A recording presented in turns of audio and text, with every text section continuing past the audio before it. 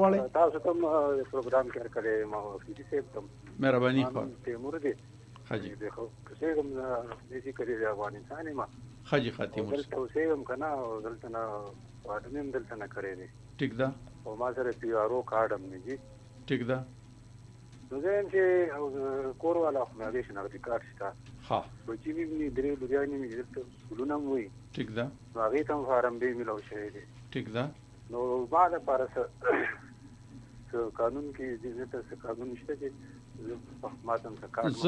زه وکیل صاحب ته دا ستاسو پوښتنه ویل غواړم طریقې کاري ټیک که شته که نه اوس طریقې کار به اوکې زه هغه ته مهرباني وکیل صاحب دا تیموري نوم دی دی وایي چې زه په خپله د افغانستان یم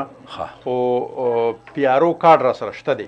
او ما واده دلته د پاکستانی زنانه سره کړی دی درې مې ماشومان بچي دي د هغوی ته هم فارم بي میلاو دی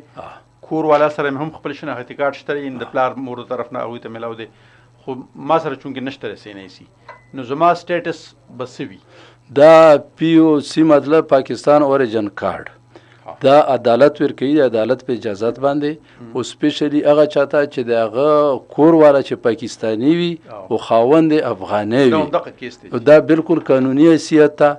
او د سره به شناختی کارت نه خو چې دا کارت ور سره پاکستان اوریجن کارت چې ته پی او سی نو د قانون حیثیت بالکل قانوني ده ته څوک نشي اریسټ کولای د عدالت په اجازت باندې ته دا کارت جوړ خپل کور والا په ترو باندې بده دا کارت پی او سی بالکل به ملوي د عدالت اپروچ کوي چې به ما دا نکاح شوی ده د به نکاح خي خپل ډاکومېنټس هر وسی او هاي کورټ دا ډېر فیصله کړی ډېر خلکو په حق دي دا ما خپل ځاني داسې کیسونه کړی دي خدا مورته ملاو کړی ده ټیک شو دا بالکل قانوني ده حیثیت تیمور صاحب امید دی چې تاسو به مطمئن یې وکیل صاحب خبرم تاسو واورېده بس صرف دا چې تاسو به عدالت ته ځئ او دغه خپل ټول ډاکومېنټس پر ځان سره یو ځای او عدالت کې به درخواست ورکړئ چې ماته د پی او سی کارډ راکړی شي چې زما د کور والا او زما فیملی د دې ځای او مطلب دا دی چې زه افغانی یم نو لهذا ته بس بیا دلته سټې کولی شي ستا لپاره هېڅ مشکلات نشته دی حکومت چې کوم کوششونه شروع کړي دي نو هغه د غیر قانوني خلکو لپاره دي او ته غیر قانوني نه یې په دې موجوده صورت حال کې بالکل